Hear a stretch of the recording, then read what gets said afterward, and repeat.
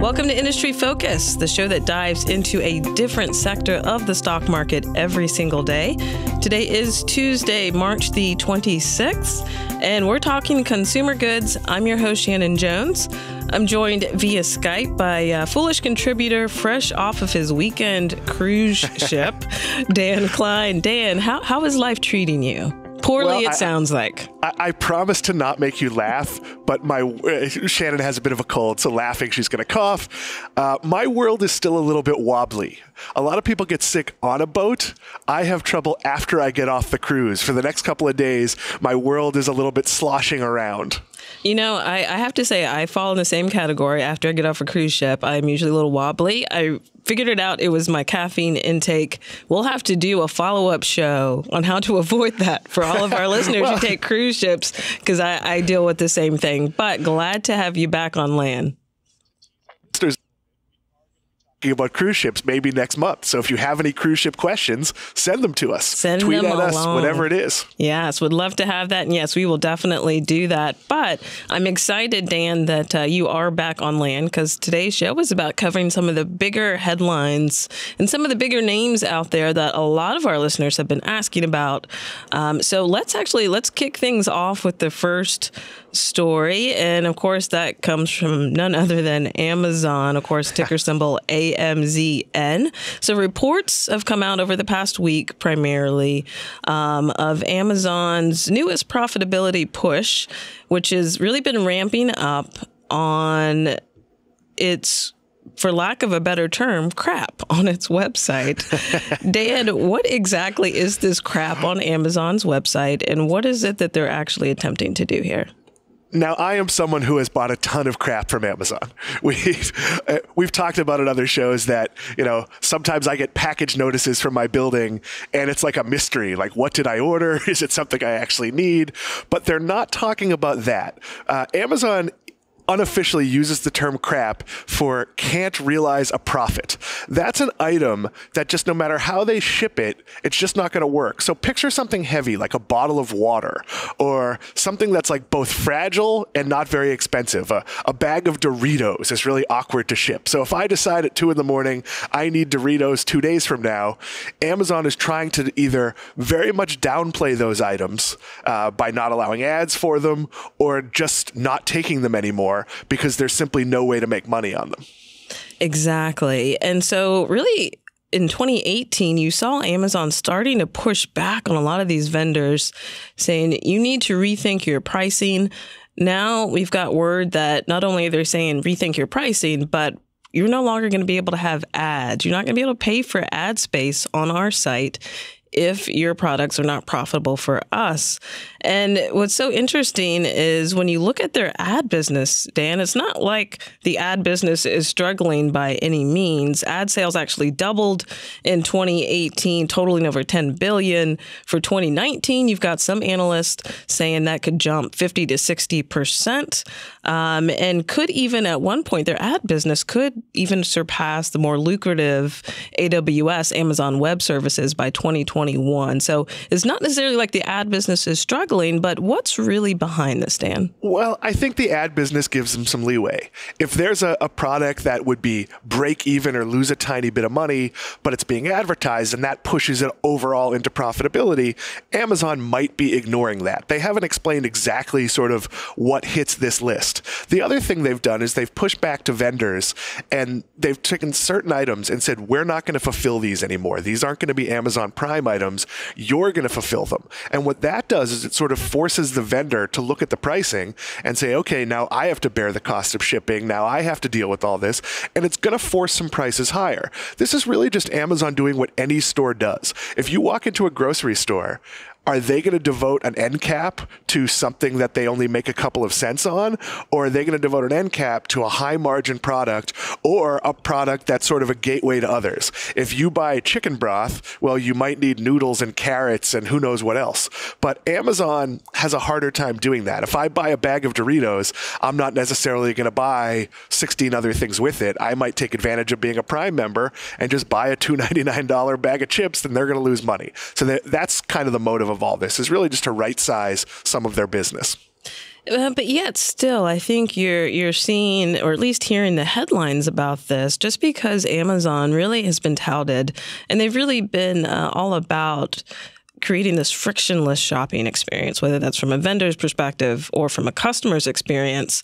And so now that you see them starting to get much more targeted in terms of what they are actually advertising on their site, now you're starting to hear the people lament. But I have to wonder, though, and I think this is what it comes down to at the end of the day, and you started to hint at it, what does this mean for consumers, though?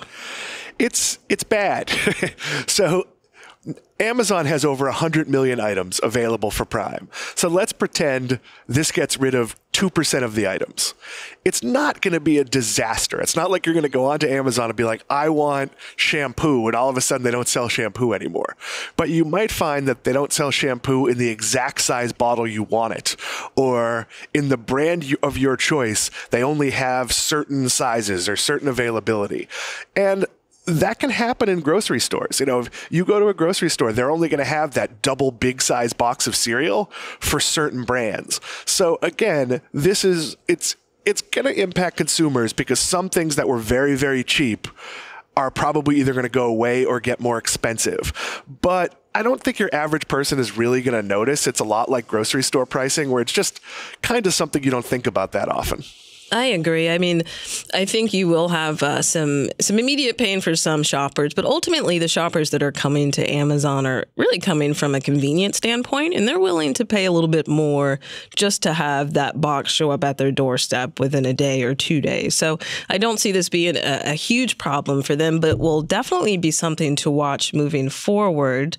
Next up for us, the largest retail drugstore, CVS, of course, ticker symbol CVS, is diving into the latest new health and wellness craze.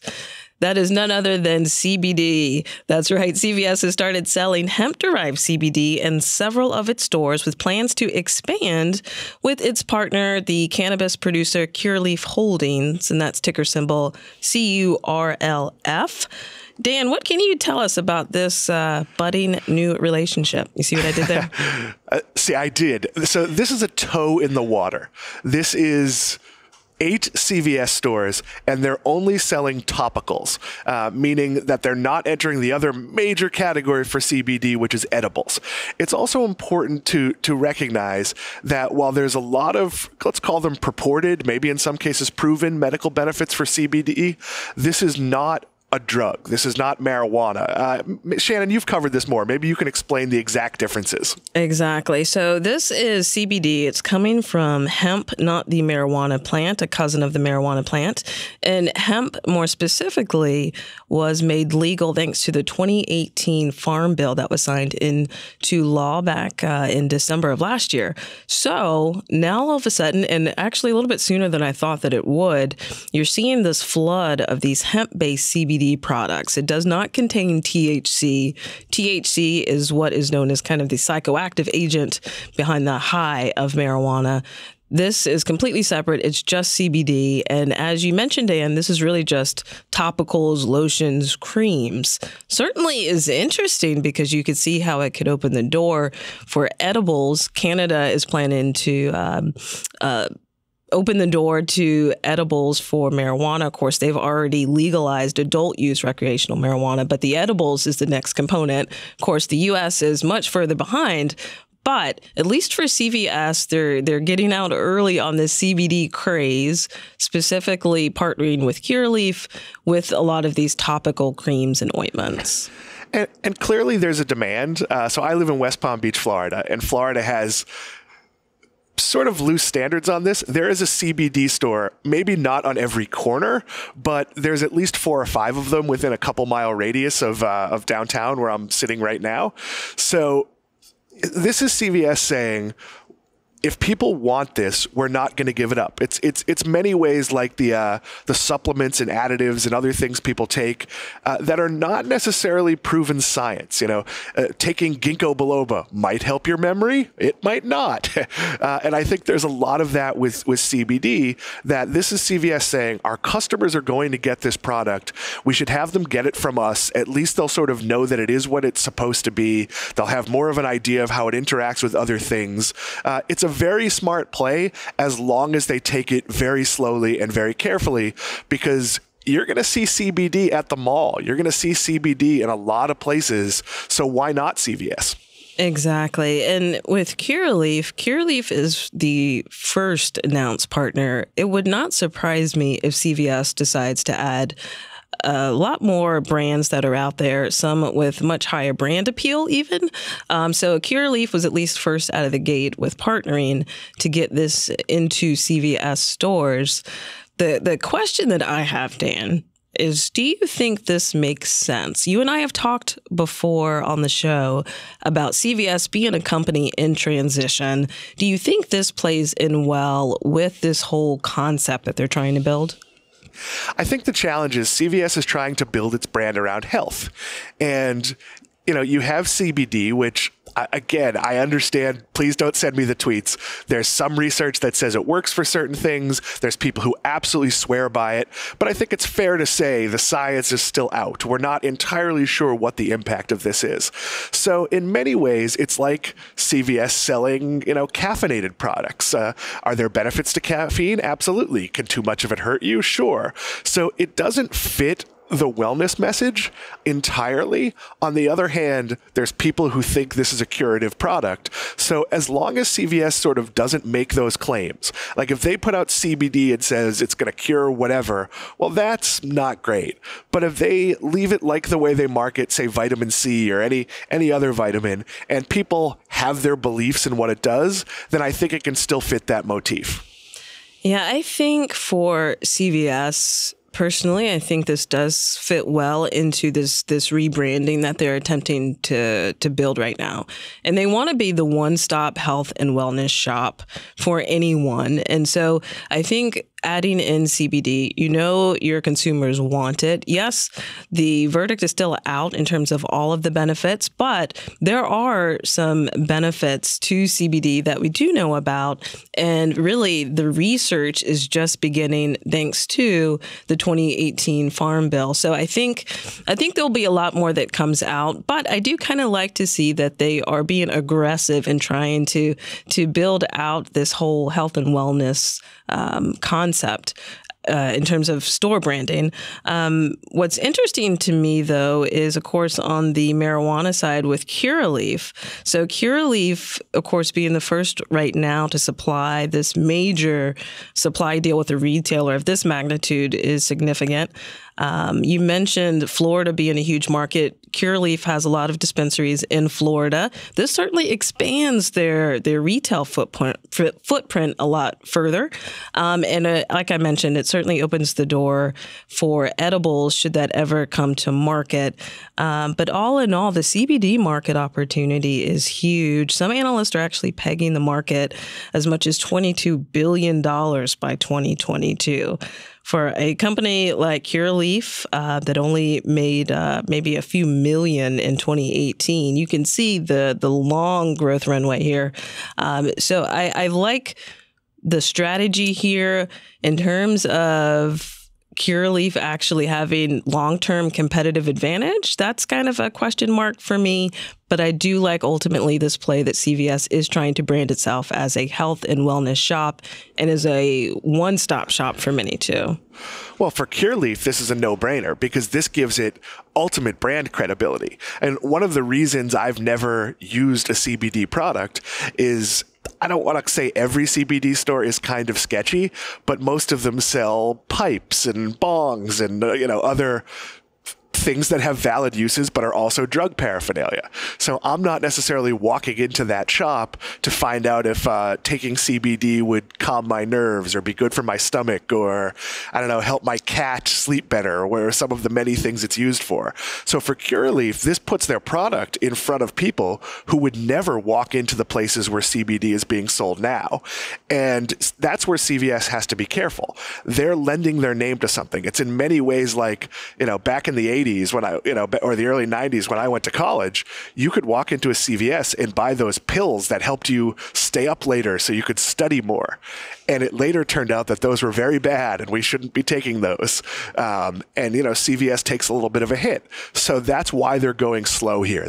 They're not going to introduce, a soda with CBD in it because kids would drink it until they know exactly what it does and who it's for. So baby steps, really good for Curaleaf, very progressive for CVS, but they have to be very careful to not harm their brand.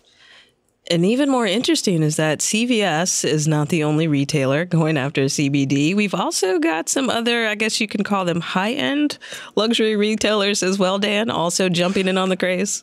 Yeah, I mean, coming to Barney's, there's going to be CBD shops, which is, putting it in front of an entirely new audience, and going into 100, let's call them upscale Simon-owned malls. And, that's a very different presentation. It's concierge level presentation. What's ailing you? Here's what might work. It's not exactly doctors, but it's kind of like the way a good wine steward or barista can take you through the coffee or the wine process. So again, it's going to take CBD and bring it in from the fringes. And if CVS is stocking it at reasonable prices and other people are sort of doing some of the matching and here's what you need work, that's going to be good for CVS. And who knew CBD and a lifestyle luxury brand like Barney's could be a thing? I think it's interesting. They plan on calling this concept that they're rolling out at Barney's the, quote, the high end. I have to give it to them at least a few points for creativity there. But I think you'll see much more of this, and even more so. These are just signs that we're hitting peak CBD craze. What do you think, Dan? I don't think we're anywhere near the peak. I think as this gets exposed to more people, I mean, look, I'm 45 years old. There's aches and pains. There's all sorts of things that, don't happen to you when you're 35. So if these products prove safe and valuable, there's a market for them. I'm sure I live in Florida. There's people a billion years older than me. If a cream makes your arthritis hurt less and your friend got exposed to it at Barney's or CVS or wherever, I think there could be a huge mainstream explosion of CBD and really a destigmatization of it. Yeah, I think the growth opportunity is very long. When I say CBD craze, it's really just the madness. When my mom is asking me about CBD showing up in CVS and all of these department stores, that's where I know we've hit peak madness and craze. But all in all, a lot to watch here. And for Dan and I, that'll do it for this week's Industry Focused Consumer Goods Show. Dan, always a pleasure to have you on the show. Oh, thanks for having me. Next time, perhaps I'll be sitting next to you. I hope so. And thank you to our listeners for tuning in this week. As always, people on the program may have interest in the stocks they talk about, and the Motley Fool may have formal recommendations for or against. So don't buy or sell stocks based solely on what you hear.